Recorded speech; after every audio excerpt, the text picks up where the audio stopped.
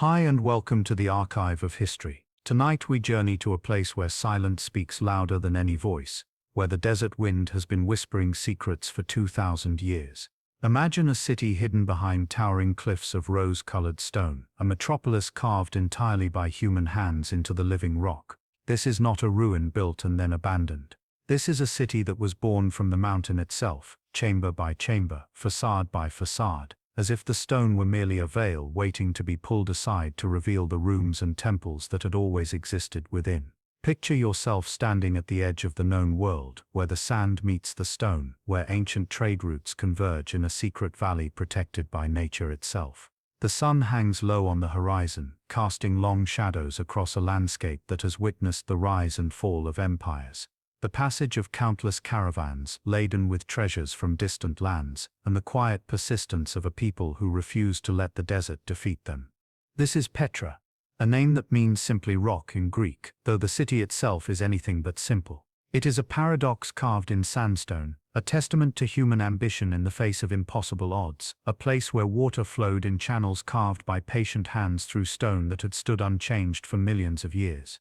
Tonight you will walk the ancient paths of Petra, the city the Nabataeans called home, the city Rome could never truly conquer, the city that time itself seemed to forget. You will feel the cool shadow of the Sick, that narrow gorge that guards the entrance like a stone sentinel. You will stand in the plaza before the Treasury and crane your neck upward to marvel at columns and pediments carved with such precision that they seem to defy the very nature of stone. You will wander through valleys where every cliff face bears the mark of ancient hands, where tombs numbered in the hundreds stand silent and empty, their original occupants long since returned to dust, but their monuments enduring in the patient stone. Before we drift off, I am always curious to know where my listeners are tuning in from, and what time it is that they are listening tonight. Let me know in the comments.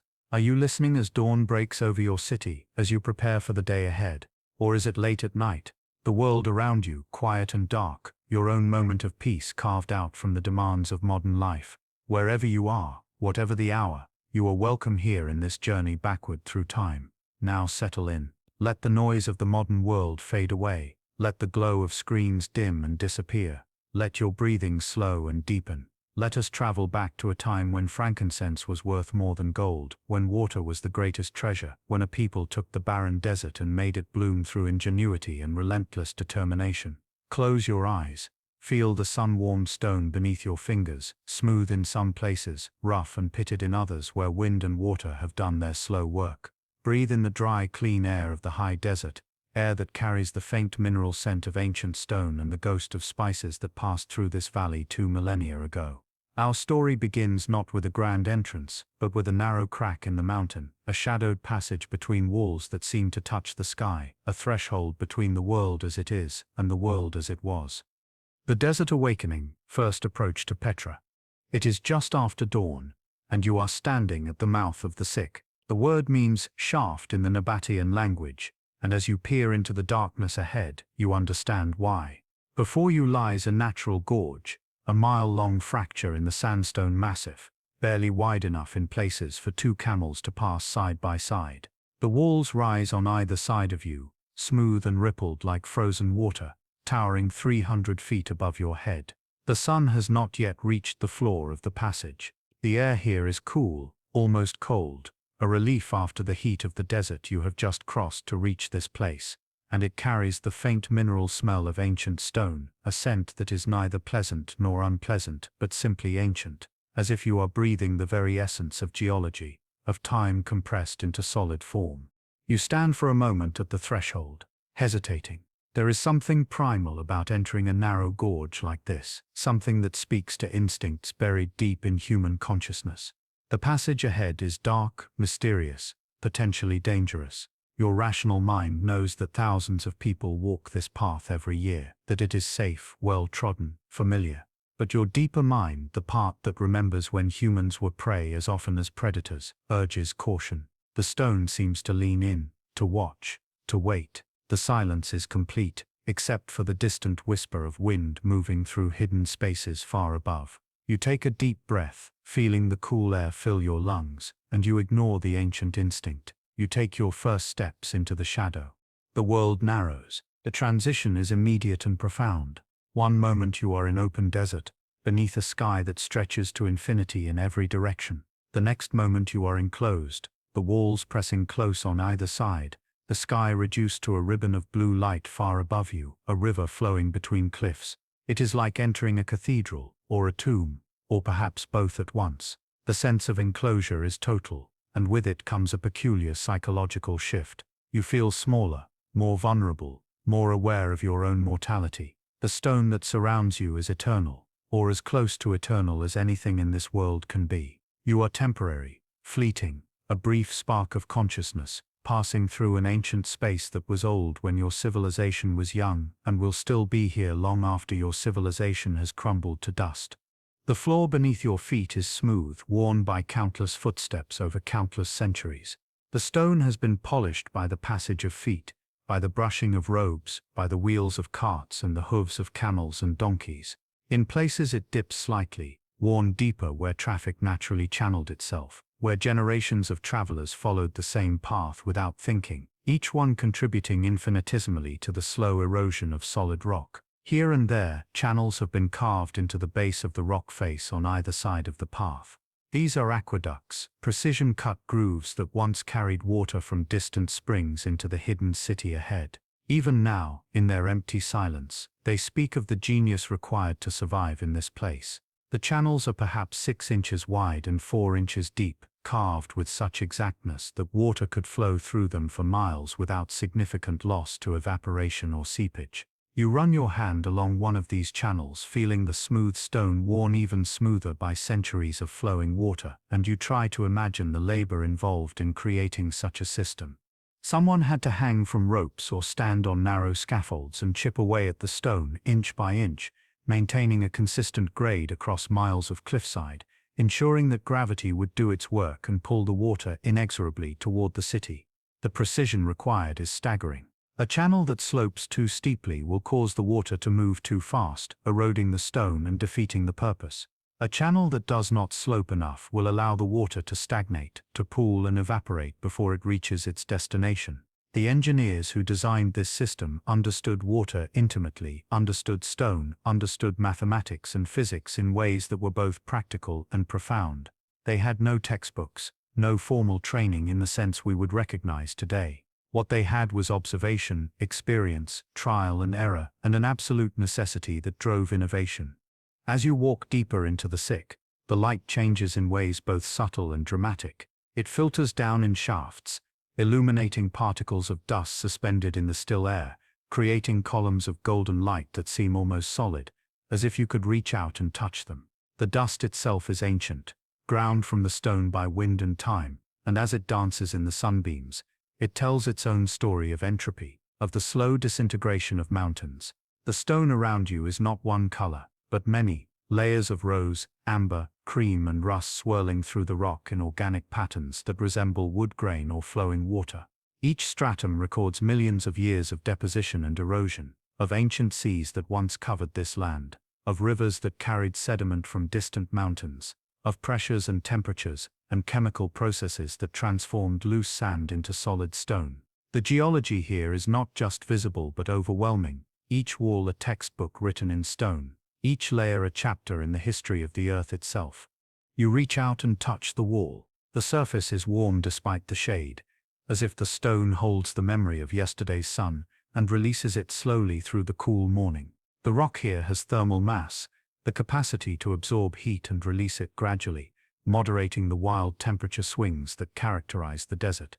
In some places the stone is smooth as polished wood, worn by wind and by the thousands of hands that have touched it over the years, seeking connection with something solid and eternal. In other places it is rough and pitted, where water has eaten at the stone during the brief but violent rainstorms that occasionally sweep through this gorge, creating small caves and overhangs, pockets of deeper shadow where the rock has surrendered to erosion.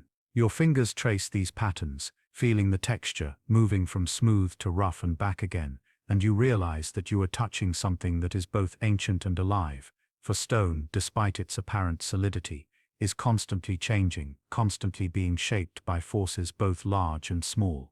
The silence is profound, almost oppressive in its weight and depth. There is no bird song here, for few birds venture into this narrow defile where the air is still and food is scarce. There is no rustle of leaves, for nothing grows on these sheer walls where soil cannot accumulate and water flows only briefly before vanishing into the stone. There is no distant hum of traffic or chatter of voices, for you have arrived early before the crowds, before the modern world intrudes upon this ancient space. Only the soft scuff of your sandals on stone and the distant whisper of wind at the canyon's mouth far behind you. This silence is not empty. It is full, pregnant with the echoes of the past, with the footsteps of Nabataean merchants and Roman soldiers, of Byzantine pilgrims and Bedouin wanderers, of all the countless souls who have walked this passage before you. If you stop moving and hold your breath, you can almost hear them, a faint susurration like waves on a distant shore, the accumulated sound of human presence compressed by time into something that is felt rather than heard. The passage twists and turns, never allowing you to see more than 30 or 40 paces ahead. Each curve opens onto another stretch of shadowed corridor, and another, creating the sense that you are moving through a labyrinth, that perhaps this passage has no end, that you might walk forever between these towering walls, trapped in a space that exists outside of time. This was intentional, a design feature rather than a natural accident, though the Nabataeans did not create the Sick itself, which is a natural geological formation, a crack in the earth formed by tectonic forces, and then widened by water over millions of years. What the Nabataeans did was recognize the defensive value of this natural feature, and enhance it, channeling the water away, paving the floor, creating a passage that was usable, but still intimidating, welcoming to friends, but terrifying to enemies. In ancient times, when Petra was still alive, still thriving, this narrow defile was the city's greatest defense. An enemy army entering the Sick would be blind, unable to see what awaited them around each bend. They would be strung out in a long column, unable to maneuver, vulnerable to attack from any direction.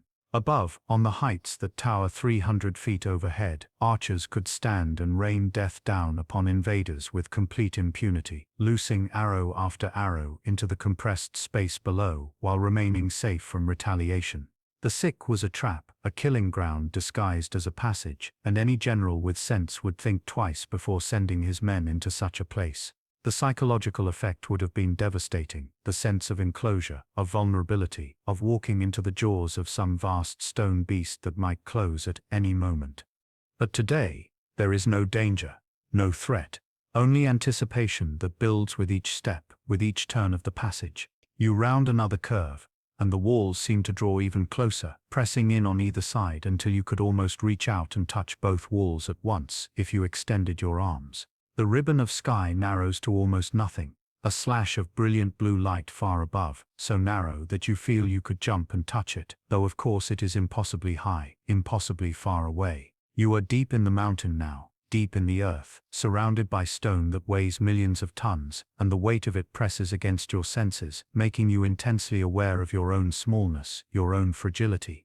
The stone could crush you without effort, without thought, and yet it does not. It simply stands patient and indifferent, as it has stood for millennia, as it will stand for millennia to come. And then through a gap no wider than a doorway, you see it, a vertical slice of impossible architecture, glowing pink and gold in the morning sun.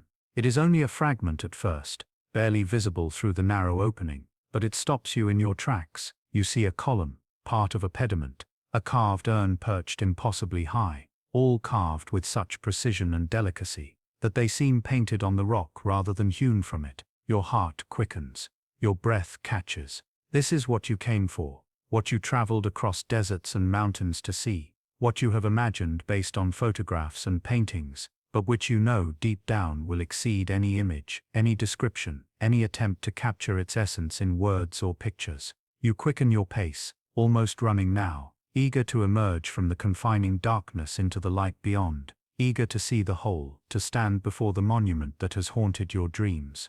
The passage opens, suddenly and completely, like a door swinging wide, and you step from darkness into light. The transition is almost painful, the brightness of the sun after the shadow of the Sick making you blink and raise your hand to shield your eyes. The light seems to assault you, to overwhelm your senses, and for a moment you are blind, disoriented, standing on the threshold between shadow and brilliance. And when your vision clears, when your eyes adjust to the brightness and the world comes back into focus, you see it fully for the first time, the Treasury. Al-Khazne. The icon of Petra, the image that has graced 1,000 photographs and paintings, the symbol that appears on postcards and tourist brochures and in every documentary about ancient civilizations. But nothing, absolutely nothing, has prepared you for the reality of standing before it, for the physical presence of it, for the way it commands the space and the eye and the imagination. The Treasury stands before you and it steals your breath, literally, making you gasp, making you forget to breathe for a moment, as your mind struggles to process what your eyes are seeing. It is not merely large, though it rises 130 feet from the plaza floor to the urn that crowns its peak, taller than most modern buildings, impossibly tall for something carved from stone by hand. It is not merely beautiful, though every surface is adorned with columns, capitals, friezes, and figures carved with exquisite skill, with a level of craftsmanship that would be remarkable in any age, in any medium. It is the fact that this building is not built at all, not in any conventional sense. It has been carved, top to bottom, out of the living cliff face. The facade is a single piece of stone, sculpted with such care that every flute on every column stands distinct, every fold of drapery on the statues seems to move in an invisible breeze, every detail rendered with a precision that would be remarkable in bronze or marble but seems almost miraculous in stone that is still attached to the mountain behind it. The morning sun strikes the rose-colored sandstone and sets it ablaze within a fire, as though the rock itself is translucent, lit from within by some source of illumination that has nothing to do with the sun. The color shifts as you watch, moving from deep crimson to brilliant pink to soft coral, changing with the angle of the light, with the intensity of the sun, with the presence or absence of clouds. This is stone that is alive with color, stone that glows and pulses and breathes, and you understand suddenly why the Victorians called this the rose-red city, though rose-red hardly begins to capture the complexity and beauty of the hues that move through this stone like music through air. The Treasury seems to be made of light itself, of solidified sunlight, of captured dawn. You stand in the plaza and stare upward, tilting your head back until your neck aches, trying to take in the full height and complexity of the structure, trying to understand how this was done, how human beings with only hand tools could create something so perfect, so monumental, so enduring. The Treasury's design is a fusion of styles, a conversation between cultures carved in stone. The lower story is classical Nabataean, simple and powerful, with massive columns supporting a triangular pediment, their proportions perfect, their surfaces carved with vertical grooves, fluting, that catches the light and creates subtle shadows that give the illusion of depth and movement. But the upper story explodes into Hellenistic exuberance, a riot of decoration and detail that speaks to the cosmopolitan nature of Nabataean culture, their willingness to absorb and adapt influences from the wider world while maintaining their own unique identity. There is a broken pediment, its two halves separated by a circular pavilion, a tholos, its own miniature temple complete with columns and a conical roof, sitting impossibly on top of the main structure as if it might take flight at any moment. On either side of this central feature stand more columns, more pediments, creating a composition that is both symmetrical and dynamic, both orderly and exuberant, both grounded and reaching skyward. The overall effect is one of movement frozen in stone, of architectural elements that seem to be in conversation with each other, that seem to be dancing despite their solid permanence. And at the very top, crowning the entire structure, sits an urn carved from solid stone, so large and so finely detailed that it seems to defy gravity, to float in space rather than rest on stone. This urn, legend says, contained the treasure of the pharaoh, hence the name that stuck in the Western imagination, the Treasury, though the monument has nothing to do with pharaohs or Egypt, and was built 1,000 years after the last pharaoh sat on Egypt's throne. Bedouin tribesmen in later centuries would fire rifles at it, trying to shatter it and release the gold they believed it contained, imagining that the urn was hollow and filled with coins and jewels. The pockmarks of these bullets are still visible on the stone, if you know where to look, testament to the enduring power of legends, to the human need to believe in hidden treasure, in secrets waiting to be revealed. But there is no treasure inside, or at least not the kind that glitters and can be weighed and spent. The Treasury is a tomb, a monument to a Nabataean king whose name has been lost to time, whose bones have long since returned to dust, whose face and voice and deeds are forgotten by history, but whose vision carved in stone endures. The interior is hollow, simple, unadorned compared to the facade. 3 chambers carved from the rock, their walls relatively smooth, marked by the parallel grooves of the chisels that shaped them. The glory is all on the outside, a statement to anyone who passed through the sick, a declaration carved in stone that could not be misunderstood. We are here. We command stone itself. We have the wealth to undertake projects of staggering ambition. We have the skill to execute them flawlessly. We are the masters of this desert, and this monument will stand as proof of our power and our piety long after we are gone. And they were right. The king's name is lost, but his monument endures, speaking to us across 2,000 years with a voice that needs no translation. The plaza is silent except for the wind which moves through the space with a soft sighing sound, a whisper that might be the breath of the past, the accumulated exhalations of all the people who have stood where you stand now and looked up in wonder at what their ancestors, or their predecessors, or complete strangers created. You try to imagine this space filled with people, with life, with movement. Merchants leading caravans of camels laden with sacks of frankincense and myrrh, the animals complaining in their peculiar grumbling voices, their hooves clattering on the paved stones. Priests in robes making their way to the temples carved higher up in the cliffs, their faces solemn, their minds on the rituals they will perform, the sacrifices they will offer to gods whose names are now forgotten. Children playing in the dust while their mothers draw water from the public cisterns, their laughter bright and heedless, as children's laughter always is. The stone remembers them all, though their voices have faded into the sand, though their footsteps have been erased by time. You linger for a moment longer, reluctant to leave, reluctant to turn away from something so beautiful, so perfectly preserved, so impossibly ancient, yet so immediately present. But eventually you do turn. Because the Treasury, magnificent as it is only the beginning, only the announcement, only the prologue to the story that Petra has to tell. Beyond the plaza, the valley opens wide, and the true extent of Petra reveals itself, chamber by chamber, monument by monument, secret by secret, all waiting for you to discover them. The Nabataeans, masters of the desert. The path leads you onward, past facade after facade carved into the cliff walls. There are hundreds of them. Perhaps thousands if you count every niche and doorway carved into the stone, each one representing years of labor, each one commissioned by someone who had the wealth and the vision to create a monument that would outlast their mortal life.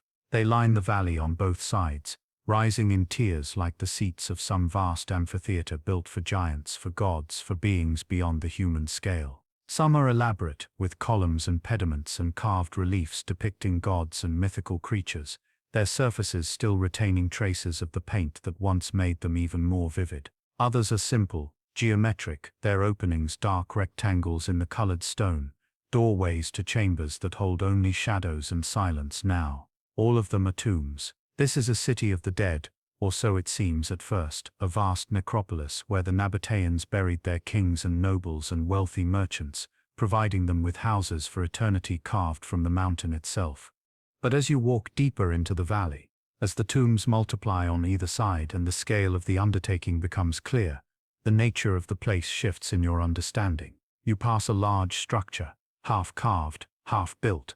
This is the Roman theater, a semicircular auditorium cut into the hillside, capable of seating thousands, perhaps as many as 7,000 or 8,000 at its peak. The rows of stone benches march up the slope in precise curves, each row slightly higher than the one before it, ensuring that every spectator would have a clear view of the stage below. Time and earthquakes have cracked many of them, split them along natural fault lines, shifted them out of alignment, but the structure remains, a testament to the era when Petra was absorbed into the Roman Empire, and tried for a time to be Roman itself, to adopt Roman entertainments, Roman architecture, Roman ways of being in the world while still maintaining its Nabataean core.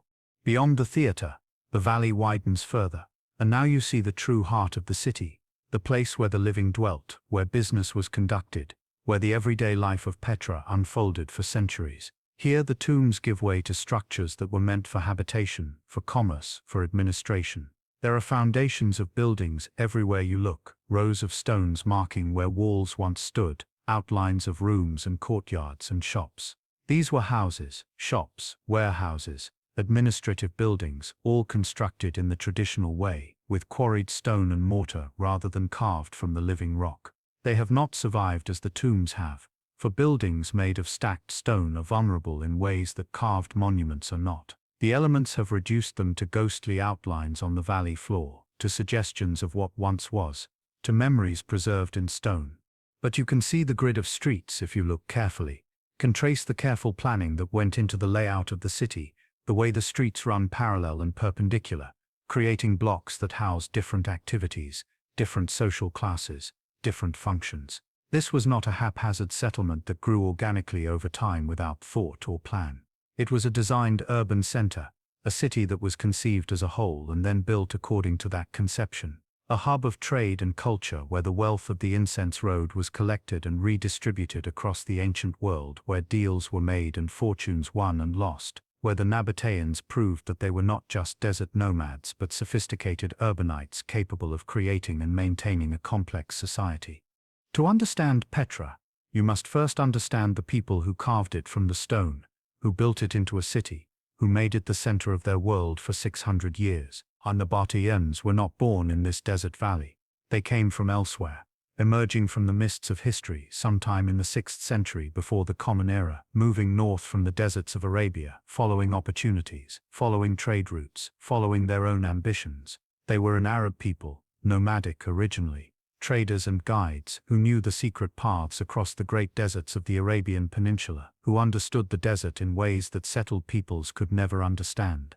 In a world where water was scarce and the sun could kill, where a sandstorm could bury an entire caravan and erase its passage as if it had never been, the Nabataeans possessed knowledge that others did not, knowledge that could not be bought or stolen, but only earned through generations of experience.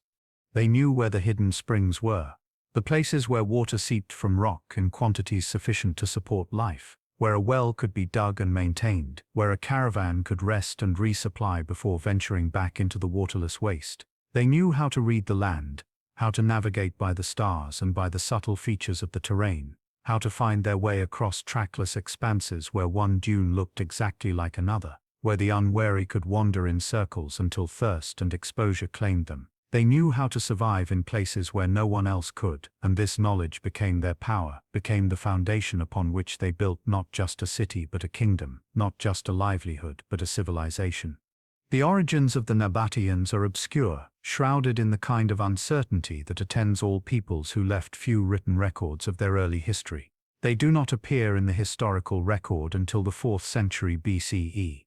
When they are mentioned by Greek historians as a tribe of tent-dwelling nomads who refused to plant crops or build permanent houses, who lived by trading and by guiding caravans through the desert, the historians described them as fiercely independent, as people who valued their freedom above all else, who would rather die than submit to the rule of a foreign king. This was their strength in those early centuries. Because they owned nothing that could not be carried on a camel's back, because they had no cities or fields or permanent settlements, they could not be conquered in the traditional sense. An invading army could not starve them out or destroy their capital because they had none. They simply melted into the desert like water sinking into sand, and then reappeared weeks later, unharmed, unbowed, ready to resume their trading and their guiding as if nothing had happened.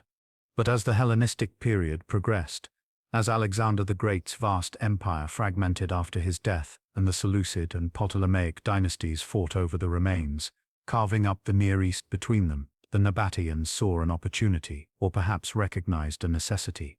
The trade routes that connected the incense-producing regions of southern Arabia and the Horn of Africa to the markets of the Mediterranean were becoming more important, more valuable, as the Greek and later Roman worlds developed an insatiable appetite for luxury goods, for exotic imports, for the frankincense and myrrh that were essential to religious ritual and social display. But these routes were vulnerable, plagued by bandits, and made dangerous by the difficulty of the terrain, by the waterless deserts that had to be crossed, by the mountain passes that could be blocked by hostile tribes. The Nabataeans offered protection, offered their expertise, offered a service that was desperately needed. For a price, they would guide caravans safely through the desert, would provide water at their wells, would ensure that the precious cargo reached its destination intact. For attacks, they would allow merchants to rest in the oases they controlled, to resupply and recruit their animals before continuing their journey. It was a business model of elegant simplicity, and it worked. Over time, these temporary camps, these seasonal gathering places where caravans would stop to rest and trade, became permanent settlements. The Nabataeans discovered that there was more profit in settling than in wandering, that controlling key points along the trade routes was more lucrative than merely facilitating passage along them. They began to build, not with mud brick or quarried stone at first, but with the mountain itself, with the cliffs that surrounded certain valleys and offered both protection and building material. They chose Petra, a valley surrounded by cliffs and accessible only through narrow defiles like the Sick, as their capital, the center from which they would control their growing commercial empire. The location was perfect, perhaps the most perfect natural fortress in the entire region. It was defensible, protected by the narrow approaches that could be easily guarded and were almost impossible to assault. It was hidden, not visible from any distance, known only to those who knew where to look. And most importantly, it sat at the crossroads of the major trade routes, at the point where the road from southern Arabia met the road from the Red Sea, where caravans from the east intersected with those traveling north to Damascus and the Mediterranean. Caravans traveling in any direction had to pass through or near Petra, and the Nabataeans controlled the water sources, the rest stops, the supply depots. They became indispensable to the functioning of the trade network that connected 3 continents, and they became wealthy beyond measure, accumulating fortunes that allowed them to transform their capital from a collection of tents and simple structures into a city of stone, into a place that would awe visitors and intimidate rivals, that would stand as proof of their power and sophistication. Their wealth transformed them in ways both visible and invisible. The tent-dwelling nomads became sophisticated urbanites, building houses and palaces and temples, creating a society that was stratified and complex, with kings and nobles and merchants and craftsmen and laborers, with all the hierarchies and institutions that characterize urban civilization. They learned from the Hellenistic world that surrounded them, that pressed in on them from every side, adopting Greek architectural styles with their columns and pediments and classical proportions. They adopted Greek art with its emphasis on realistic representation and idealized human forms. They even adopted the Greek language for official inscriptions, for treaties and dedications and commemorations, because Greek was the lingua franca of the Eastern Mediterranean, the language of trade and diplomacy, the language that educated people from Alexandria to Antioch could read and understand. But they never lost their Arab identity, never abandoned the core of who they were. Their gods remained Arab, rooted in the pre-Islamic traditions of the Arabian Peninsula, though they might be depicted in Hellenistic style or given Greek names in inscriptions intended for foreign audiences. Their customs, their dress, their social structures, their language in daily life, all of this remained rooted in the desert traditions of their ancestors, in the values and practices that had allowed them to survive and thrive in one of the harshest environments on Earth. The Nabataeans were cultural chameleons, able to present themselves as Greeks to Greek traders, as Arabs to Arab merchants, as whatever was most advantageous in the moment, shifting their appearance and their emphasis without ever losing sight of their true identity. This adaptability was key to their survival in a world where more rigid peoples were conquered and absorbed, where kingdoms rose and fell with regularity, where only the flexible and pragmatic endured. The political structure of Nabataean society was monarchical in form but oligarchic in practice. They were ruled by kings who bore titles that emphasized their role as protectors and providers, but the Nabataean monarchy was not absolute in the way that the pharaohs of Egypt ruled or the emperors of Rome would come to rule. The king was first among equals, the most successful trader, the most capable leader, the man who could command respect and loyalty from the powerful merchant families that formed the Nabataean elite. These families, whose wealth came from the caravans they owned, the warehouses they controlled, the trade connections they maintained across the known world, were the true power in Petra. They owned the infrastructure of trade, the wells and rest stops and supply depots, and they negotiated with foreign powers, made treaties, arranged marriages between their children to cement alliances and create networks of obligation and mutual interest. The king might change. Dynasties might rise and fall as one family gained ascendancy over another, or as a particularly capable individual seized power. But the merchant oligarchy endured, adapting to new rulers, maintaining continuity, ensuring that the business of trade continued regardless of who sat on the throne. It was a practical system, one that acknowledged the reality that in a commercial state, real power lies with those who control the flow of goods and wealth, not with titles or bloodlines alone. Water in the wasteland, engineering miracles. You walk along what was once a colonnaded street, the main thoroughfare of the city, the artery along which the lifeblood of commerce flowed. On either side of you, the stumps of columns rise from the earth like broken teeth, some still topped with fragments of carved capitals, with the acanthus leaves and volutes that were the hallmark of classical architecture. These columns once supported a covered walkway, a roof that provided shade for the merchants and shoppers who filled this avenue every day, who conducted their business protected from the fierce desert sun. Now the columns stand alone, open to the sky, and the wind moves freely between them, carrying the scent of sun-baked stone and the memory of distant rain that will never fall here again. The street is paved with stones, large flat slabs fitted together with remarkable precision, worn smooth by centuries of traffic, by the passage of countless feet and wheels and hooves. In places you can see ruts worn into the pavement by cart wheels, grooves a few inches deep that mark where vehicles followed the same track over and over until they left their permanent mark on the stone. These ruts are a direct connection to the past, physical evidence of the activity that once filled this space, and you find yourself stepping into them, placing your feet where others placed theirs 2,000 years ago, walking literally in their footsteps. At the end of the street you come to a large open space, an expansion of the avenue into a plaza that would have been the commercial heart of the city. This was the market, the beating heart of Petra's economy, the place where the wealth of East and West changed hands. You can almost hear it if you close your eyes and let your imagination fill the silence. The haggling merchants and customers arguing over prices in a dozen different languages, each trying to get the better of the deal, each engaged in the ancient dance of commerce that is the same everywhere and in every era. The clink of coins, silver and gold and bronze, being counted out on wooden tables or into leather purses, the sound of wealth changing hands, the braying of camels, those strange ships of the desert with their disdainful expressions and their peculiar voices, complaining about their burdens or calling to each other across the crowded space. The babble of languages, Aramaic and Greek and Latin and Arabic and Persian and perhaps a dozen others, the polyglot nature of Petra making it a place where the world came together, where a merchant from India might do business with a trader from Gaul, where the cultures of 3 continents met and mingled and created something new. And then beyond the market, the land rises, slopes upward toward the cliffs that embrace the city on all sides.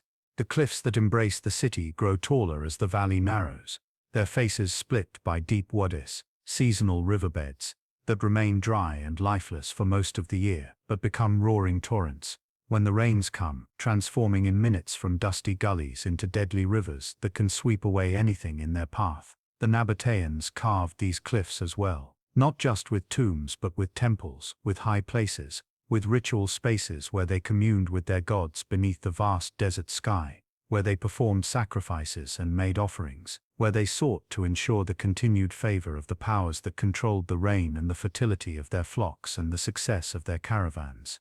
Petra is a city that should not exist, a city that defies every principle of urban planning and site selection.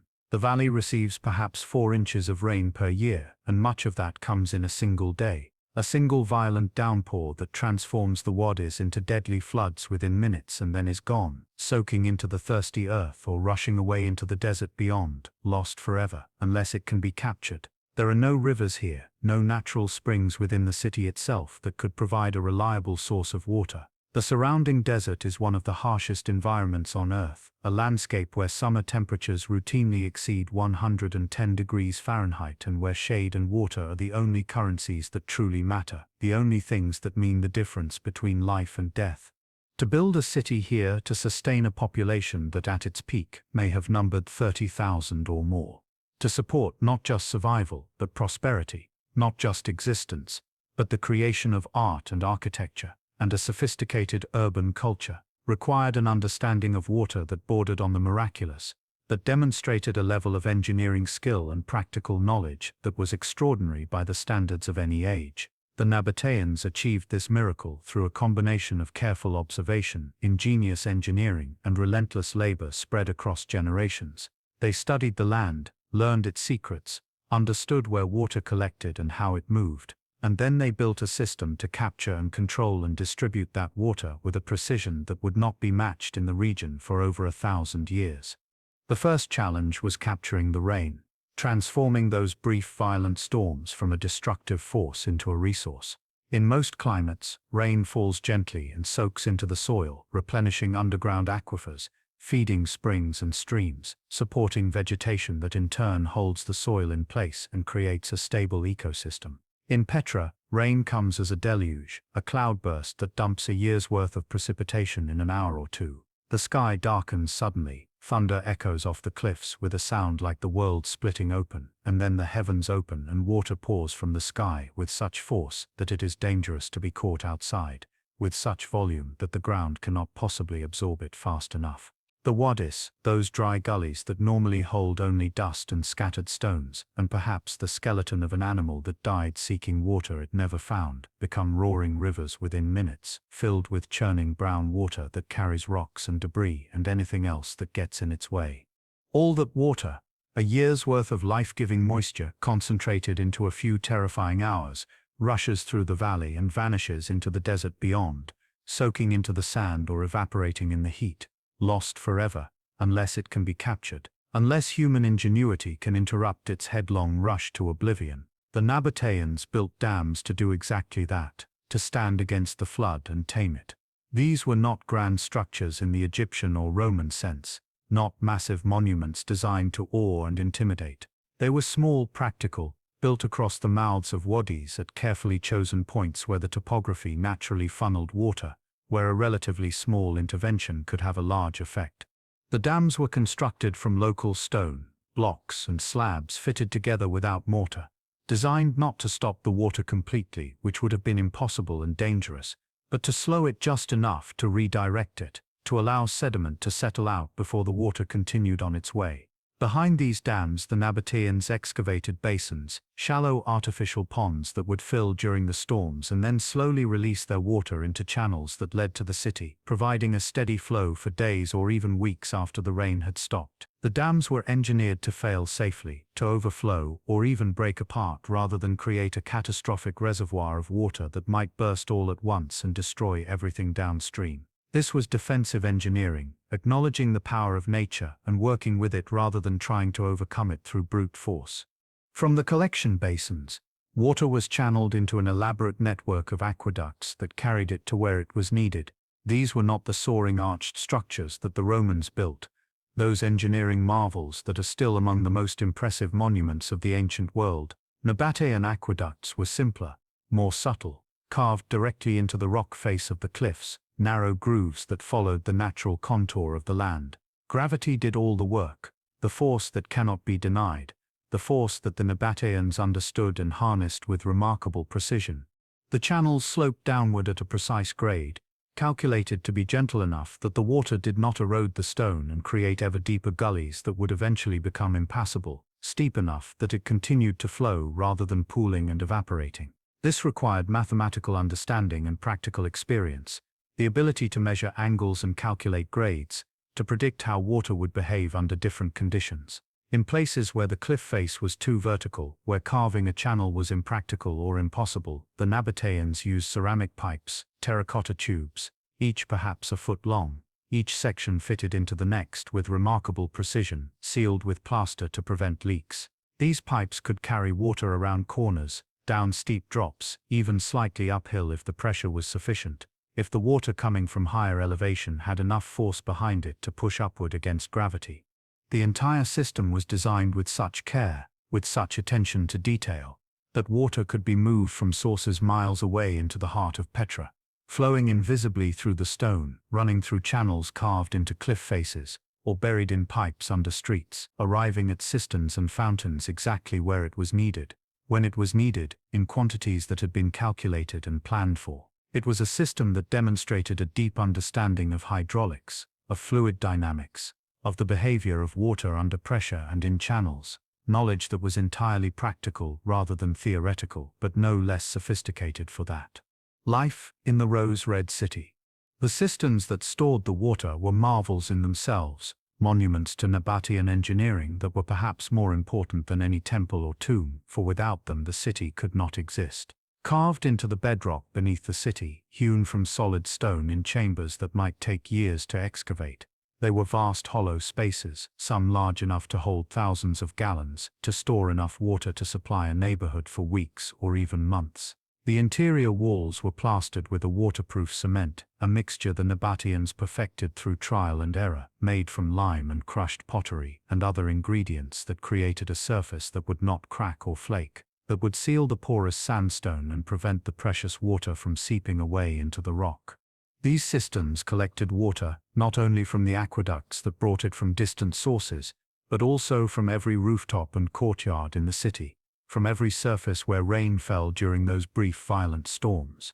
Rainwater that fell on Petra itself, on the roofs of houses and the paved streets and the plaza floors, was funneled through channels carved into the edges of streets and courtyards, was passed through settling tanks where the heaviest impurities would sink to the bottom, and then was stored underground where it would remain cool and clean throughout the long dry months that stretched between one rainy season and the next.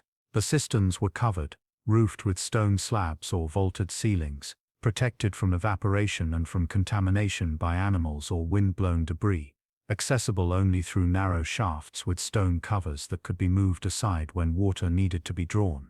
Imagine waking in Petra as dawn breaks over the eastern cliffs, as the first light touches the highest peaks and begins its slow descent into the valley. The air is cool, almost cold, the brief mercy of night still clinging to the stone, providing relief from the heat that will come later, the relentless heat that defines this place for most of the year. You lie on a simple mattress stuffed with wool or straw or dried grasses gathered from the wadis during the brief season when rain brings a flush of green to the desert, covered with a woven blanket made from the wool of goats or sheep, animals that can survive in this harsh environment by eating plants that other livestock would refuse. The room around you is small, perhaps 10 feet by 12, carved from the rock or built from stone blocks depending on where in the city you live, depending on your social status and your wealth. The walls are whitewashed with lime plaster, a coating that reflects what little light enters through the high narrow window, that keeps the interior cooler during the day, that brightens the space and makes it feel less like the cave it actually is.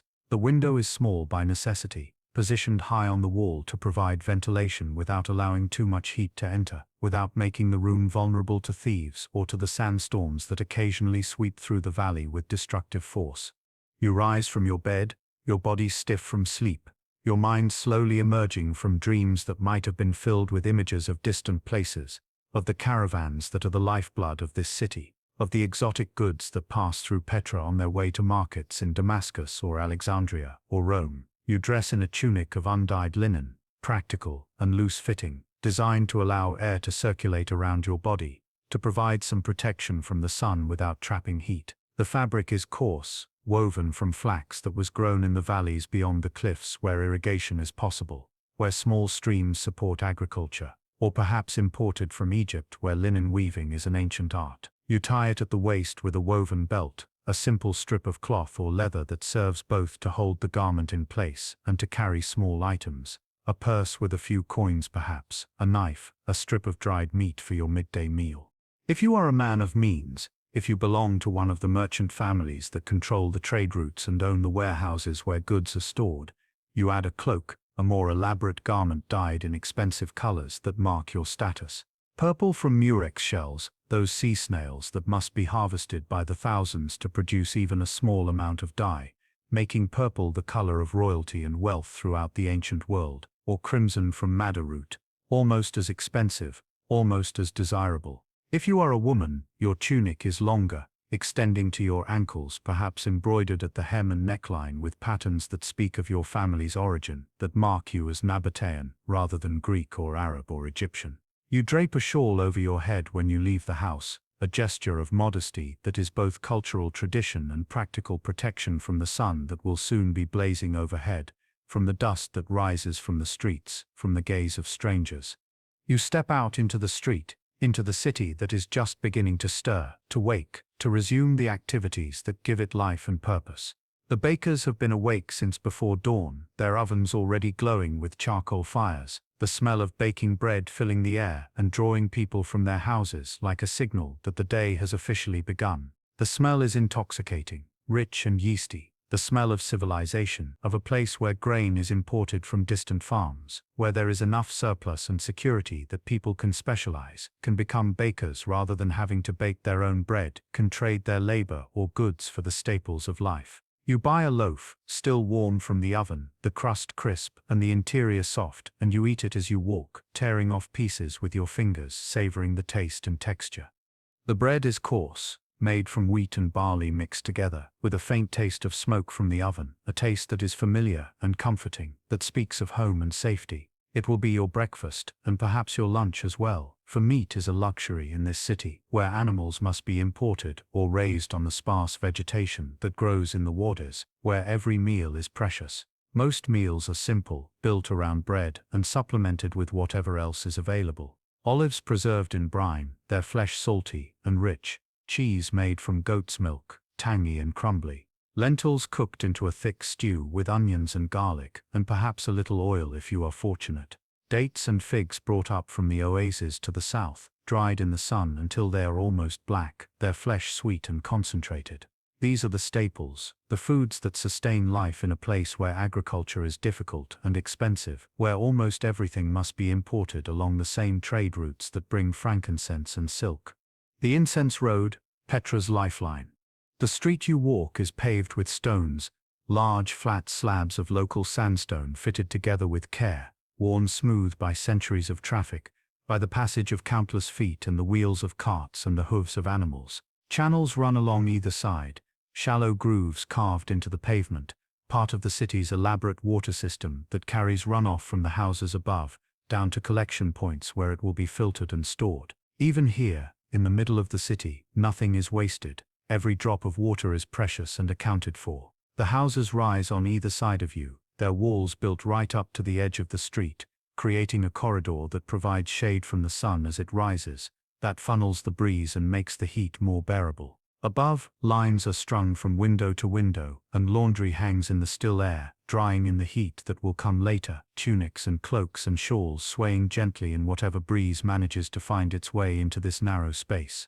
You make your way to the central avenue, the colonnaded street that runs through the heart of the city like a spine, the main thoroughfare along which most commerce flows. Here, the buildings are grander, their facades adorned with carved stonework that speaks to the wealth and ambition of their owners. Columns line the street, tall and elegant, their surfaces fluted in the classical style, supporting a covered walkway that provides shade for the shops and stalls beneath. The market is already in full swing, despite the early hour, for merchants know that the best business is done in the morning before the heat becomes unbearable, before people retreat to the cool shadows of their homes to wait out the worst of the day.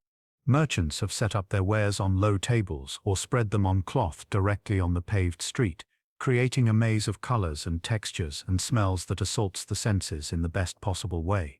You see bolts of fabric, silk from China shimmering in the morning light, each thread catching and reflecting the sun until the whole cloth seems to glow with an inner fire. Wool from Syria dyed in bright colors, reds and blues and yellows and greens, colors that speak of distant places and exotic techniques. Linen from Egypt, crisp and white, woven so fine that you can almost see through it, valued for its coolness and its purity. There are spices, of course, for spices are the lifeblood of Petra's economy, the reason the city exists at all.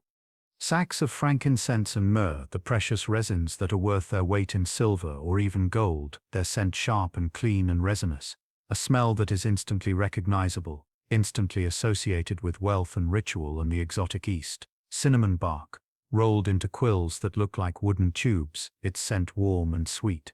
Cassia, similar to cinnamon but coarser, less expensive but still valuable. Ginger root, knobbly and beige, with a bite that wakes the palate. Black pepper, the most valuable spice of all, small dark berries that seem unprepossessing until you taste them and realize their power, their ability to transform food, to preserve meat, to demonstrate wealth and sophistication. There are ceramics, amphorae of olive oil and wine, their surfaces decorated with painted designs, each one sealed with a plug of wood or cork, and marked with stamps that identify the merchant who filled it, the region where the oil or wine was produced. Glass vessels blown in the workshops of Tyre and Sidon, those Phoenician cities on the coast where glassmaking has been perfected into an art, bowls and bottles and cups that catch the light and split it into colors that are both functional and beautiful.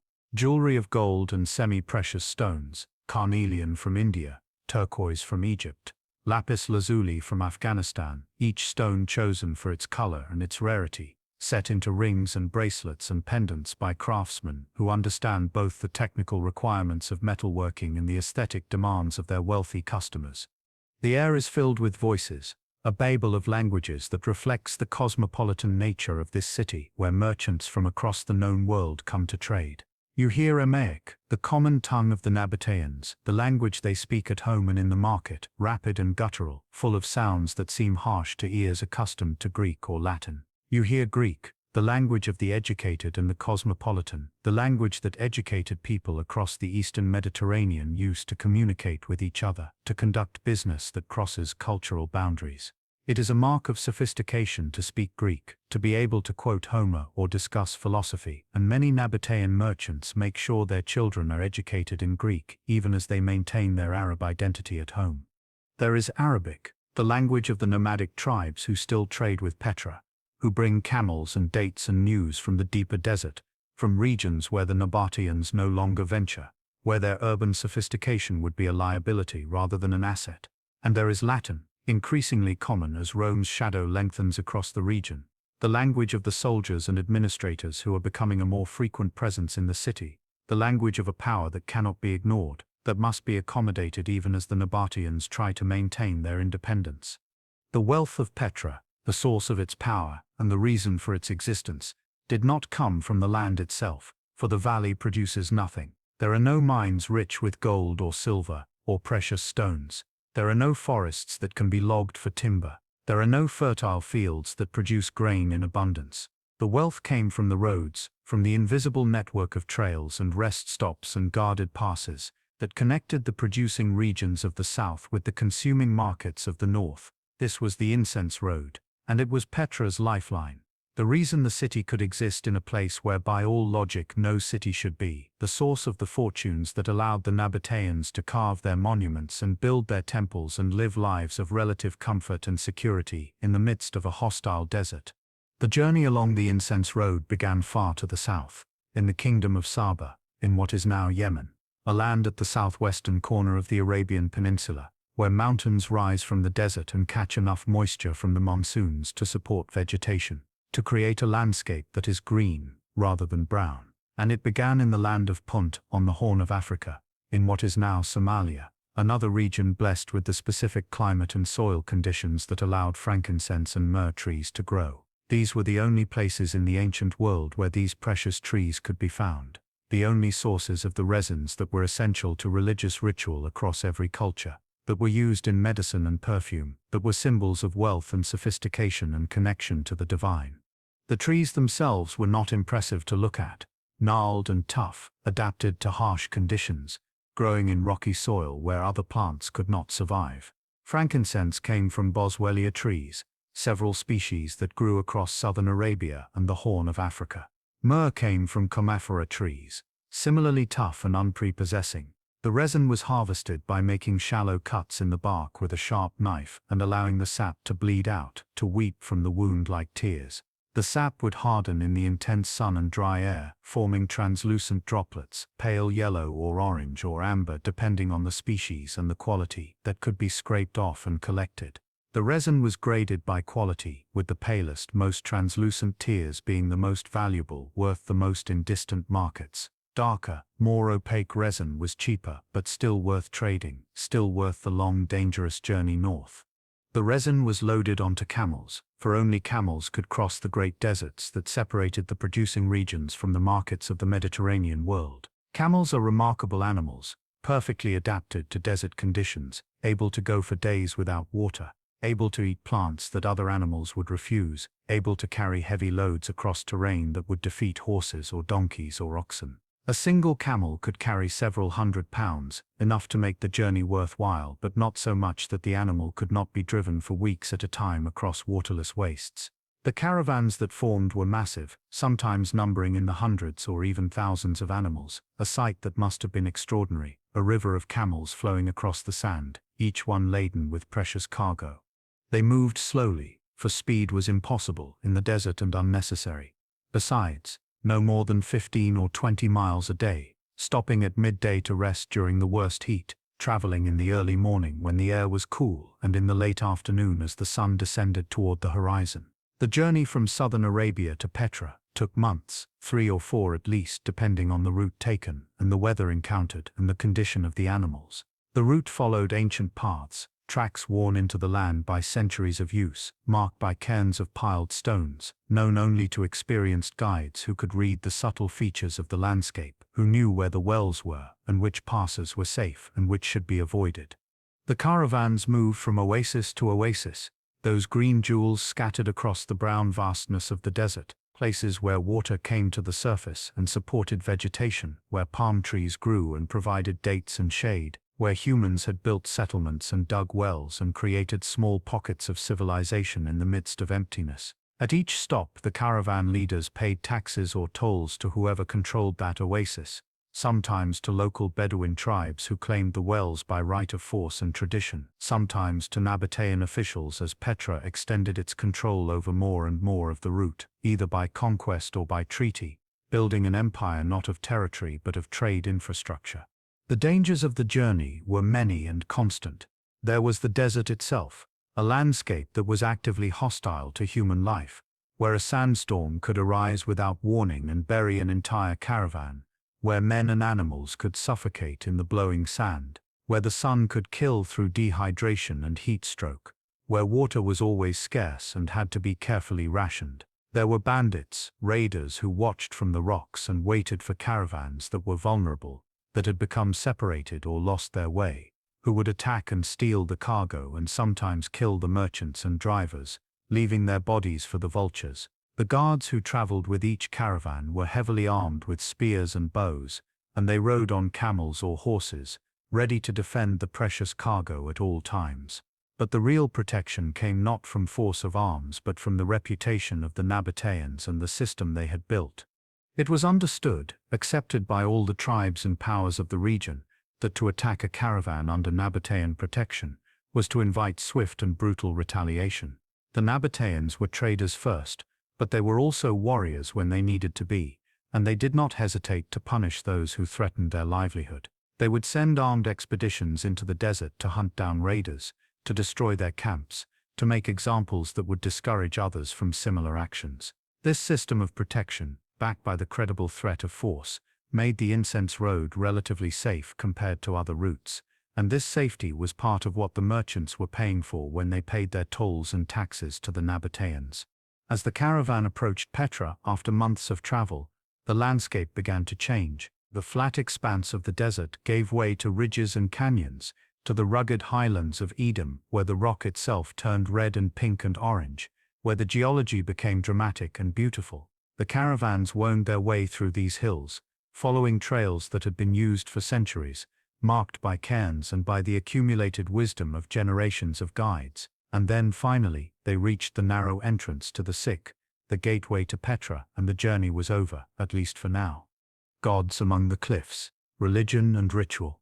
Inside Petra, the caravans were met by officials who assessed the cargo and levied taxes according to established schedules, so much per pound of frankincense, so much for myrrh, different rates for other goods. The Nabataean kings took a percentage of everything that passed through their territory, and this tax was the foundation of the city's wealth, the source of the fortunes that built the monuments and supported the urban lifestyle. The frankincense and myrrh were unloaded in warehouses near the market, large stone structures with thick walls and small windows, designed to keep the interior cool and dark, to protect the precious resins from heat and moisture. The goods would be inspected, sorted by quality, and prepared for resale. Some of the cargo would stay in Petra, purchased by local merchants or by traders who had come from elsewhere, from Damascus or Jerusalem or Alexandria. But most of it would continue north, carried by new caravans to ports on the Mediterranean coast, where it would be loaded onto ships and sent across the sea to Rome, to Athens, to every major city of the Greco-Roman world. The demand for incense in the ancient world was almost insatiable, seemingly without limit. It was used in religious rituals across every culture, burned on altars as an offering to the gods, the smoke rising toward heaven, carrying prayers and petitions.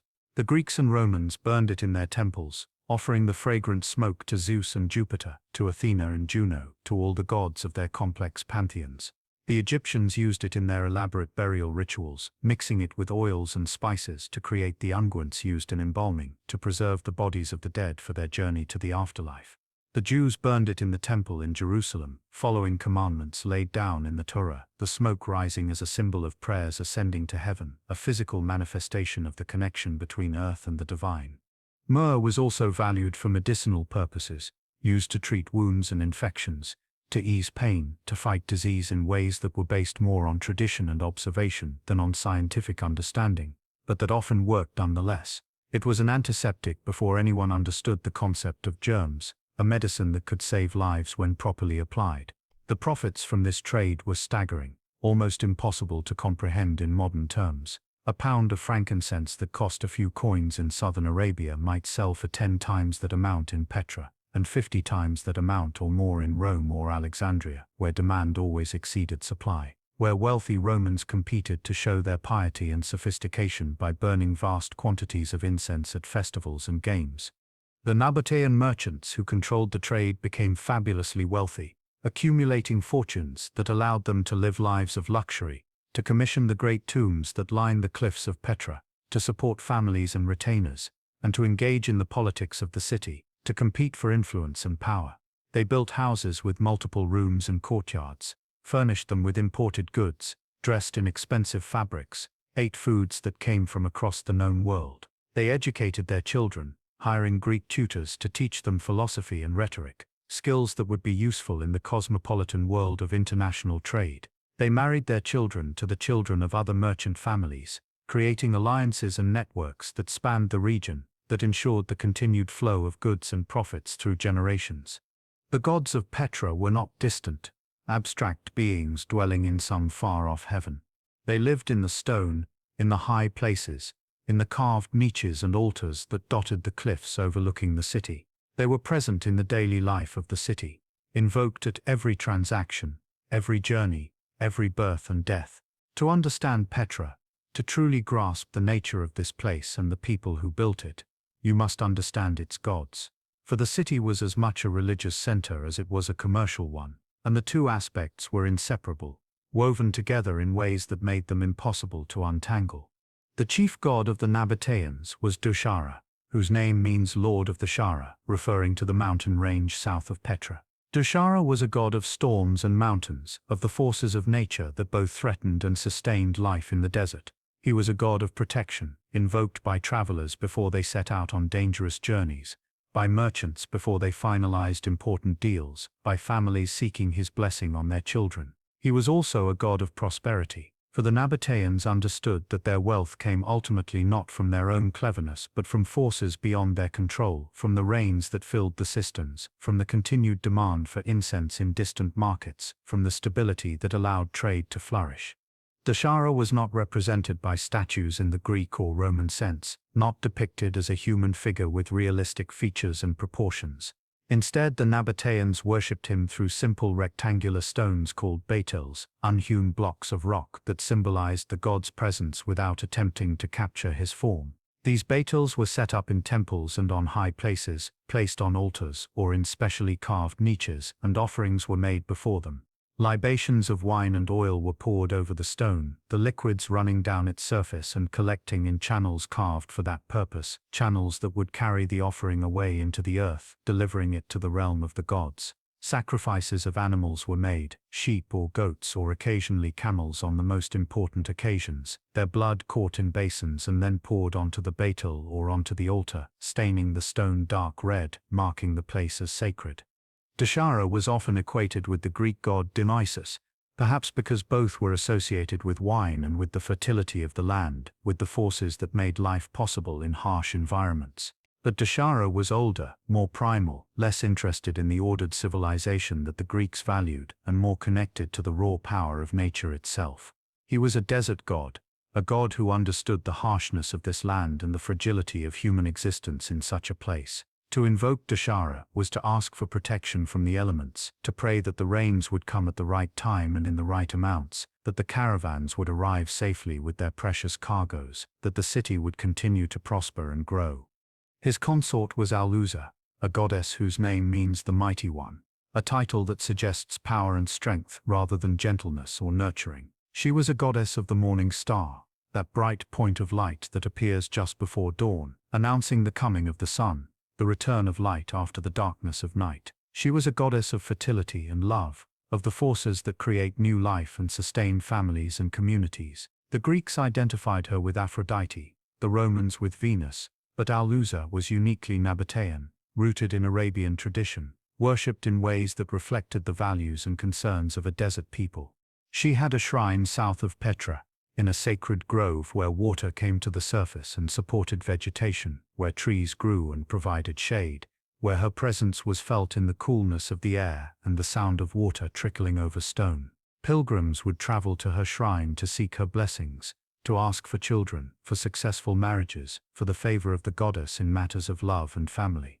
They would leave offerings, small clay figurines, jewelry, coins, tokens of devotion and hope. Some would stay at the shrine for days, sleeping in the grove, fasting or feasting according to the rituals prescribed by the priests, seeking visions or signs that the goddess had heard their prayers. There was also Alat, a mother goddess, worshipped across much of Arabia and beyond, one of the great goddesses of the pre-Islamic Arabian world. Her name is a feminine form of Allah, the Arabic word for God, suggesting that she was seen as a supreme deity, or at least as one of the most powerful divine beings. She was a protector and nurturer, a goddess who watched over families and communities, who ensured the fertility of flocks and the health of children. And there was Manat, a goddess of fate, who determined the destinies of individuals and nations, who could grant long life or bring early death, who was both feared and honored. These goddesses were sometimes represented by statues carved in a style that blended Nabataean, Greek and Egyptian elements, creating something that was unique to Petra. The statues show serene faces with idealized features, robes that fall in carefully carved folds, suggesting movement and grace, a combination of realism and stylization that is characteristic of the Hellenistic period. But even when represented in human form, the goddesses retained their Arabian character, their connection to the specific concerns and values of the Nabataean people. The rituals performed in honor of these gods were complex and varied, ranging from simple daily offerings performed by priests in the temples to elaborate seasonal festivals that involved the entire city. There were daily offerings, simple acts that maintained the relationship between the human and divine realms. A priest would enter the temple at dawn, light lamps to illuminate the interior, burn incense so that its smoke would rise toward the ceiling and through vents to the sky above. He would pour libations of wine or oil onto the altar or the Beitul, reciting prayers in Aramaic or Arabic, asking for the god's continued favor, thanking the god for past blessings. There were seasonal festivals, times when the entire city came together to celebrate the gods and to ask for their continued favor in the coming months. The most important of these was held in the spring, at the time when the rains should come, when the survival of the city depended on water, when the cisterns needed to be refilled after the long dry season. Processions wound through the streets, led by priests in ceremonial robes, accompanied by musicians playing flutes and drums, creating a sound that echoed off the cliffs and announced to the world that Petra was honoring its gods. Animals were sacrificed, their blood offered to Deshara and Aluza and the other deities, their meat roasted and shared among the people in a communal feast that reinforced the bonds of community, that reminded everyone that they were part of something larger than themselves. The high places, the carved ritual sites on the cliffs above the city, were the most sacred spaces in all of Petra. To reach them required a climb, a physical journey that mirrored the spiritual journey toward the divine, that separated the sacred from the profane through effort and intention. The path up to the high place of sacrifice, the most important of these sites, is steep and winding, carved into the living rock, with steps cut directly into the cliff face. It takes perhaps half an hour to reach the top, and by the time you arrive, you are breathing hard, your legs aching, your body tired, but the view is worth the effort. From the high place you can see the entire valley spread out below, can see the city with its carved tombs and temples, can see the surrounding mountains stretching away to every horizon. At the top, the Nabataeans carved an elaborate ritual complex from the living rock. There is a large courtyard, its floor leveled and smoothed, surrounded by carved benches where worshippers could sit. In the center of the courtyard stands an altar, a raised platform with steps leading up to it, its surface carved with channels to carry away blood and other offerings. Nearby is a basin, carved deep into the stone, where the blood of sacrificed animals would be collected before being poured onto the altar. And standing on the edge of the courtyard, overlooking the valley far below, are two tall columns carved from the rock, obelisks perhaps 20 feet high, their surfaces smooth and unadorned, their purpose unclear but probably related to the worship of Dashara or another deity. The priest would perform the sacrifice at dawn or sunset, times when the light was dramatic and beautiful, when the stone glowed with color and the shadows were long. He would lead the animal up to the altar, a sheep or goat depending on the occasion, and the wealth of the person making the offering, holding it by a rope around its neck. The animal would be restless, sensing perhaps what was about to happen, but the priest was experienced, his movements calm and confident. He would position the animal carefully, would recite the prayers in a voice that carried across the courtyard and out over the valley below. Then with a single swift motion, he would cut the animal's throat with a bronze knife that had been sharpened and polished until it gleamed, that had been consecrated and used for this purpose alone. The blood would pour from the wound, hot and red, caught in the basin that had been carved for exactly this purpose. The animal would struggle briefly and then grow still, its life draining away, its spirit released to join the gods or to return to the earth, depending on what the Nabataeans believed about the afterlife of animals, which we do not know. The priest would collect the blood in a vessel, would carry it to the altar, would pour it out in a ritual gesture while reciting more prayers. The meat would be butchered with practiced efficiency, portions separated according to ancient custom, some for the priests, some for the person who had commissioned the sacrifice, some to be burned as an offering, releasing its smell into the air where the gods could consume it. The worshippers would eat, sharing in the sacrifice, participating in the communion with the divine, strengthening the bonds between human and God, between individual and community. The Roman shadow, annexation and transformation. By the 1st century of the Common Era, the Nabataean kingdom had reached its zenith. Petra was wealthy beyond measure, its tombs and temples standing as proud declarations of power and sophistication. The city's control over the incense road seemed secure, unshakable, backed by centuries of accumulated expertise and by a reputation for reliability that made the Nabataeans the preferred partners for merchants from across the known world. But the shadow of Rome was lengthening, stretching eastward like the shadow of a great tree at sunset, covering more and more territory, threatening to engulf everything in its path. The Roman Republic had become the Roman Empire, transformed by the ambitions of Julius Caesar and his successors, and the emperors looked east with hungry eyes, seeing not trade partners but provinces waiting to be claimed, sources of revenue that could be added to the imperial treasury without the trouble and expense of prolonged military campaigns. The annexation of Nabataea was not sudden. It came gradually, almost inevitably, the result of decades of increasing Roman influence and Nabataean accommodation, of a slow shift in the balance of power that could not be reversed or resisted, not without a war that the Nabataeans knew they could not win. In 106 CE, under the Emperor Trajan, Rome finally made its move. The last Nabataean king, Rabel II, died. And whether by prior arrangement or simple opportunism, Rome stepped in and declared Nabataea a Roman province. The new province was called Arabia Petraea, Arabia of the Rock, named for Petra itself, acknowledging the city's centrality even as Roman authorities took control of it. The transition on paper was smooth, almost bloodless.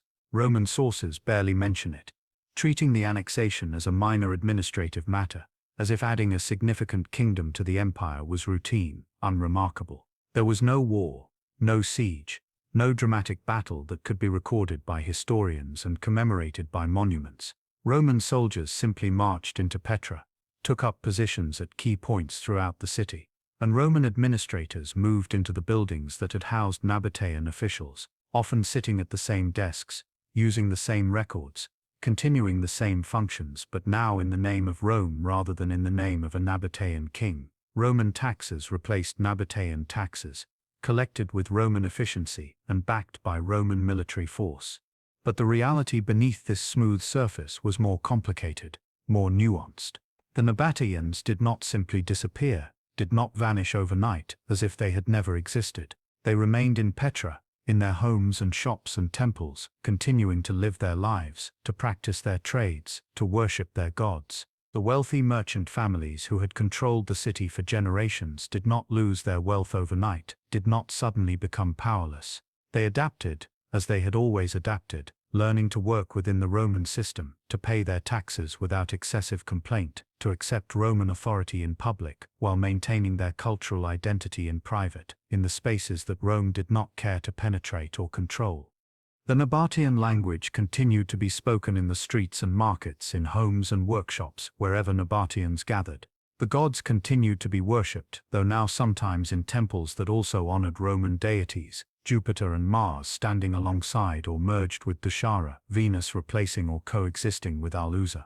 The Nabataeans remained Nabataean, even as they learned to be Roman as well, to navigate the complexities of life in an empire that was increasingly homogeneous, that imposed a certain uniformity of culture and practice across its vast territories. Rome brought changes to Petra, some beneficial, others less so, all of them part of the transformation that occurred when a local power was absorbed into a universal empire. The Romans were master engineers, perhaps the greatest engineers the world had yet seen, and they turned their attention to improving the city's infrastructure.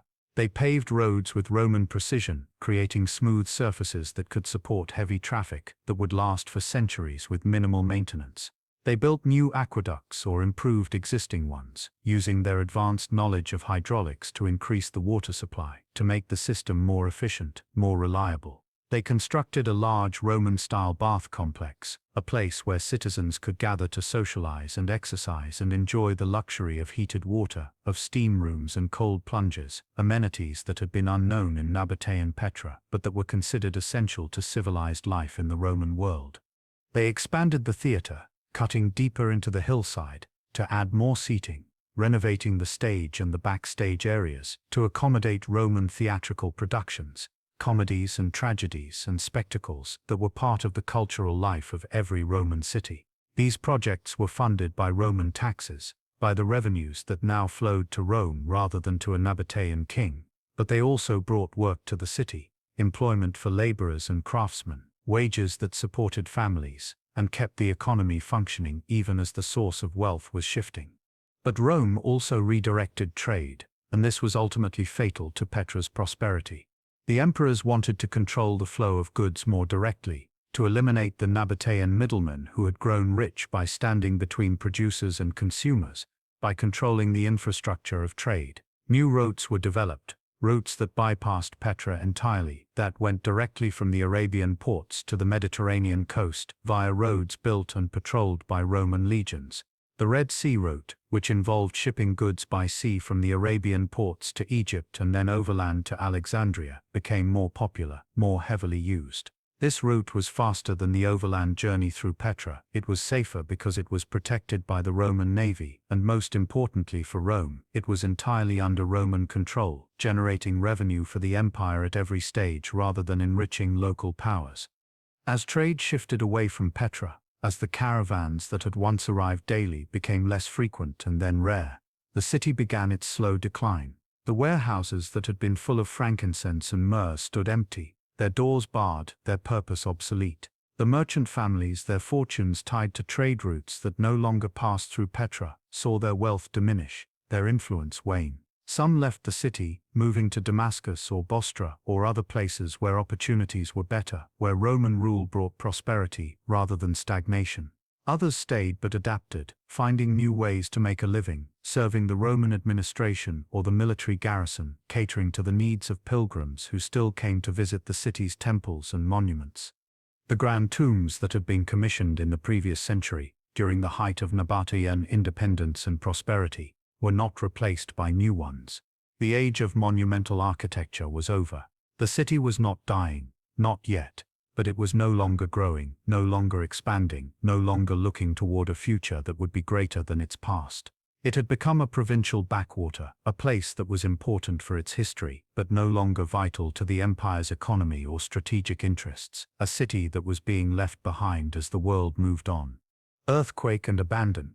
The earth beneath Petra is restless, and time in this place moves in rhythms that are both geological and human, scales that intersect in moments of violence and transformation. The region sits on the boundary between tectonic plates, the African plate pushing slowly against the Arabian plate, a collision that began millions of years ago and continues today, measured in millimeters per year but accumulating strain that must eventually be released. When that strain exceeds the strength of the rock, the earth shifts suddenly and violently, and everything built by human hands is tested, subjected to forces that care nothing for monuments or history, or the dreams of the people who carved this city from stone. The first great earthquake to seriously damage Petra struck in 363 CE, during the Byzantine period when Christianity was becoming the dominant religion of the Roman Empire and Petra was already in decline, already diminished from its former glory, but still inhabited, still functioning as a city. The ground shook for perhaps a minute, perhaps less, a minute of violent movement, of the earth heaving like the deck of a ship in a storm, of stone grinding against stone deep underground, releasing energy that had been building for centuries. Buildings swayed and cracked and then collapsed, their walls toppling inward or outward depending on the direction of the shock, their roofs caving in, burying whatever was inside under tons of rubble.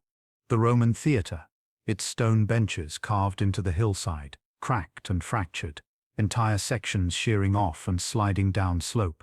The great temple lost columns and sections of its roof, stones that had stood in place for centuries tumbling to the ground and shattering. Houses built in the traditional way, with mortared stone walls, were reduced to rubble, to jumbled piles of stone that would never be sorted out, that would be picked over for usable material, and then left to sink slowly into the earth. The carved tombs, being part of the living rock, fared better, but even they were not immune. Cracks appeared in facades that had been flawless, running vertically through columns and pediments, testimony to forces that could break even solid mountain. In some cases, entire sections of cliff face carved away, breaking free along natural fault lines and crashing to the valley floor, taking tombs and everything in them. The people of Petra, those who survived the initial quake, who were not crushed in collapsing buildings or struck by falling stones, emerged from their damaged homes to find their city in ruins. The water system, so carefully engineered by their Nabataean ancestors, was broken. Aqueducts had collapsed, their channels blocked by rubble or split by the movement of the earth. Cisterns had cracked, their waterproof plaster shattered, and the precious water was leaking away into the ground or flowing uselessly down the wadis. Without water, the city could not function, could not support even a fraction of its population. Repairs began immediately, driven by desperate necessity, but they were incomplete, hampered by lack of resources and diminished population.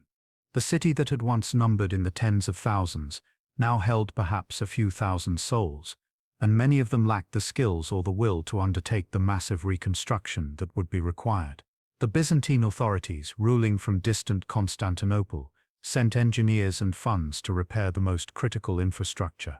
The churches that had replaced pagan temples, the main aqueducts that supplied the city center, the public buildings that symbolized imperial power and order. But the private homes, the shops and warehouses that had housed the commercial life of the city, these were left to their owners to repair, and many did not have the resources or saw no reason to invest in a city that was clearly in terminal decline. Entire neighborhoods were abandoned, left to the elements, their stones scavenged to build or repair other structures. Life continued in diminished form for nearly 2 centuries, the population concentrating in a smaller area, closer to the remaining sources of water, adapting to reduced circumstances. And then, in 551 CE, a second great earthquake struck, even more destructive than the first. This one dealt a blow from which Petra would never recover, from which it could not recover, given the changed circumstances. The shift of trade routes, the loss of purpose that had already transformed the city from a bustling commercial hub into a sleepy provincial town. More buildings collapsed, more of the water system was destroyed. The population, already small, shrank further as those who could leave did so, moving to safer, more prosperous cities, seeking opportunities that Petra could no longer provide. Those who remained were the poor, those who had no means to leave, the stubborn, those who felt bound to the place by tradition or by family ties, and increasingly the Bedouin, nomadic tribes who had always lived on the margins of settled society, who now moved into the abandoned tombs and made them homes. The carved chambers that had been designed as eternal resting places for Nabataean nobles became shelters for living families, places to keep goats, to store supplies, to sleep out of the sun and wind. The inscriptions on the walls, written in Nabataean Aramaic, were unreadable to the new inhabitants who spoke Arabic and worshipped Allah rather than Dashara, who had no connection to the people who had built this city, and no interest in their history beyond what could be scavenged and used.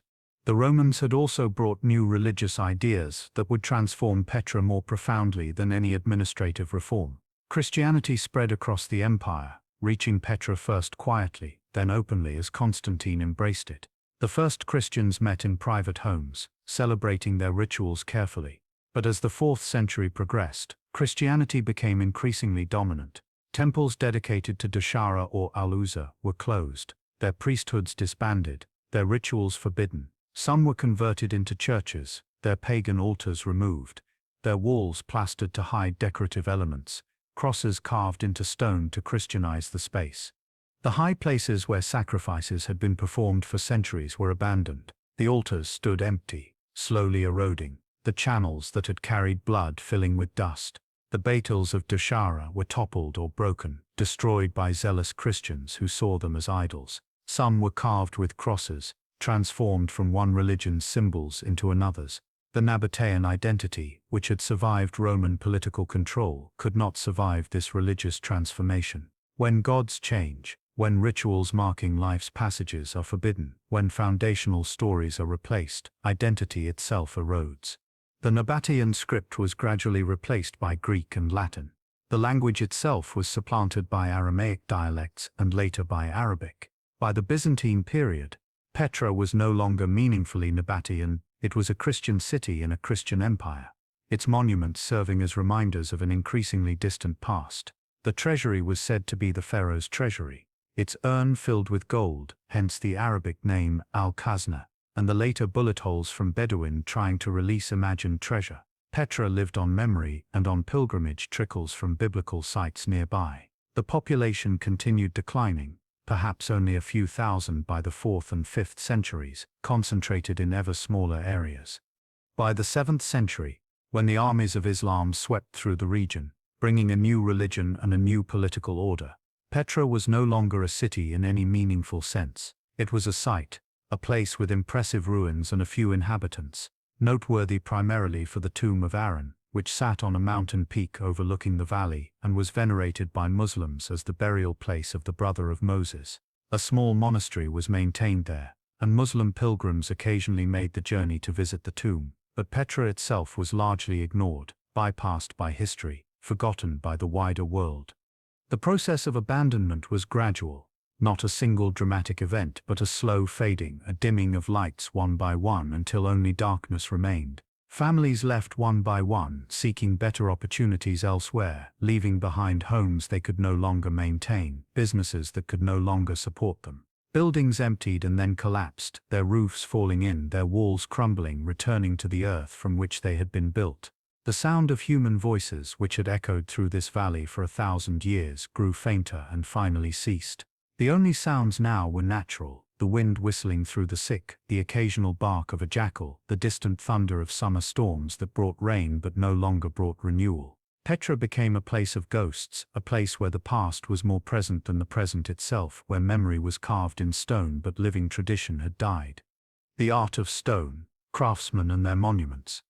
Before we reach the end of our journey, let us pause to consider more deeply the people who actually carved Petra from the mountain. The workers whose hands shaped the stone, whose vision transformed cliff faces into monuments.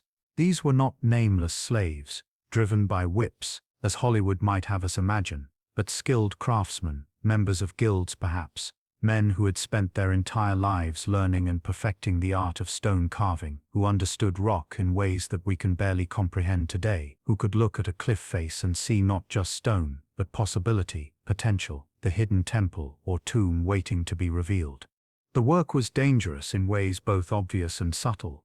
A fall from the scaffolding meant almost certain death, a drop of hundreds of feet onto stone below, and there were no safety harnesses, no modern protections, only the skill and balance of men who had learned to work at heights, who moved with confidence across narrow planks suspended in space. The stone itself was treacherous, sandstone being softer than marble or granite but still capable of shattering unexpectedly, sending sharp fragments flying into faces and eyes, capable of crushing hands or feet if a block fell the wrong way.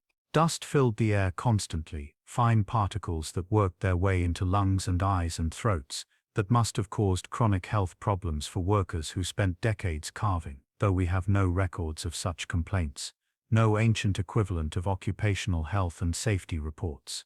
The organization of the work must have been complex, requiring coordination between different teams of workers, each responsible for a specific aspect of the project. There would have been surveyors who marked out the design on the raw cliff face, using plumb lines and measuring rods and levels filled with water, ensuring that columns would be vertical and pediments level, that the symmetry the Nabataeans prized would be achieved. There would have been roughing out teams who removed the bulk of the stone, working quickly with heavy hammers and broad chisels, creating the basic shape of the monument. And there would have been finishing teams, the master carvers who added the details, the fluting on columns, the carved figures in pediments, the decorative elements that transformed rough stone into art. The pace of work was determined by many factors beyond the control of the workers. In summer, when temperatures soared above 100 degrees and the stone became too hot to touch comfortably, work would have been limited to early morning and late afternoon, with long breaks during the heat of the day when men would retreat to whatever shade they could find and wait for the sun to move. In winter, work could continue all day, but the cold of desert nights and early mornings would have made the work uncomfortable, hands stiff and clumsy, though at least the stone would be cool to the touch. During the brief rainy season, work would stop entirely, for wet stone is dangerous to work on, slippery and unpredictable, and the risk of accidents would have been too high to justify continuing. Payment for such work is not recorded in any documents that survive, but we can make educated guesses based on what we know of similar projects in other cultures and times. Skilled carvers would have commanded good wages, enough to support their families comfortably, to live in decent houses, to perhaps own a small shop or workshop where they could train apprentices and take on smaller private commissions. Less skilled workers, the men who carried away rubble and hauled supplies and performed the heavy manual labor that supported the carvers, would have earned less but still enough to survive, to feed their families, to participate in the economic life of the city. And there may have been a third category, temporary workers brought in when a particularly ambitious project required more hands than the permanent workforce could provide. Day laborers who worked for whatever wage they could negotiate and moved on when the work was done. The social status of these workers is an interesting question. In some ancient cultures, craftsmen were highly respected, their skills valued and their opinions sought on matters of design and feasibility.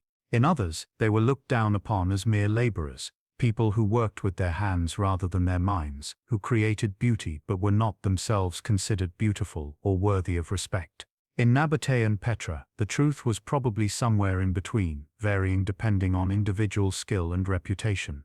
A master carver who had worked on royal tombs, who had proven his ability to execute complex designs flawlessly, would likely have been respected and perhaps even consulted by the wealthy patrons who commissioned new monuments.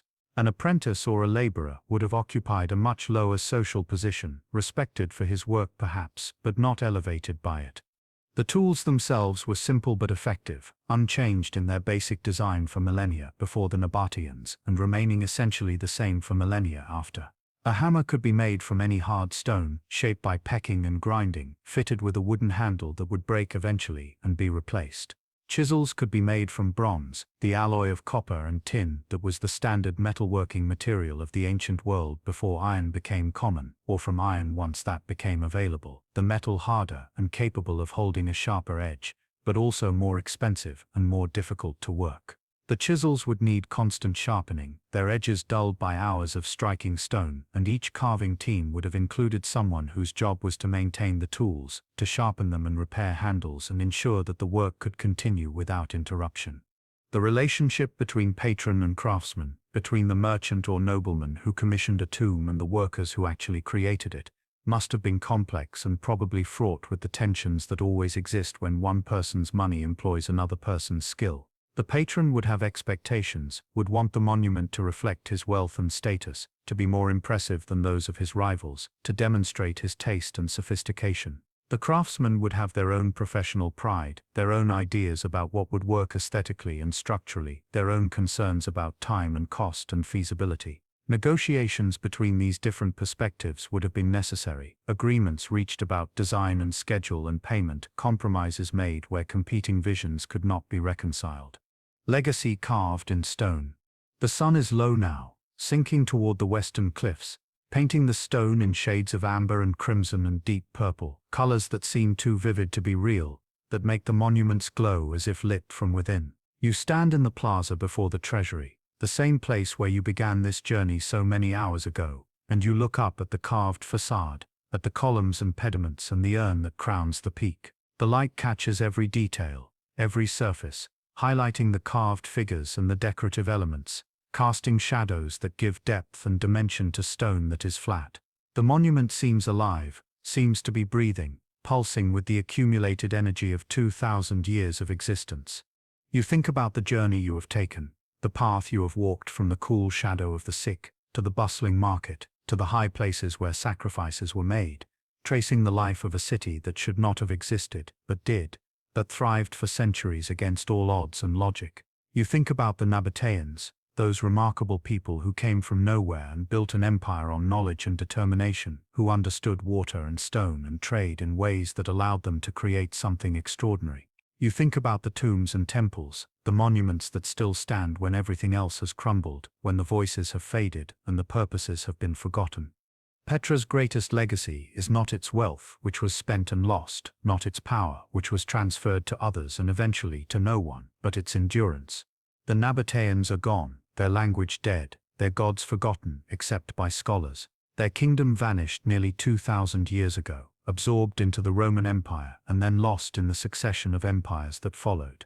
Byzantine and Islamic and Ottoman and modern, each one leaving its mark, each one passing away. But Petra remains, the stone endures, the treasury stands as it has stood for 2 millennia, and it will likely stand for 2 millennia more, slowly eroding but essentially unchanged, a testament to human ambition carved in rose-red stone. This is the paradox of Petra, the lesson it teaches across the centuries. The ephemeral things, the trade routes and caravans and accumulated wealth have all vanished like morning mist. But the stone, which was meant merely as a backdrop, as a stage for human activity, has become the main event, the only survivor, the only witness to what once was. Petra teaches us about impermanence and permanence, about what lasts and what fades, about the futility of ambition and the endurance of beauty. The desert wind moves through the valley, carrying sand and silence and the ghost of ancient voices. The stars begin to appear overhead, one by one. The same stars the Nabataeans looked up at 2,000 years ago.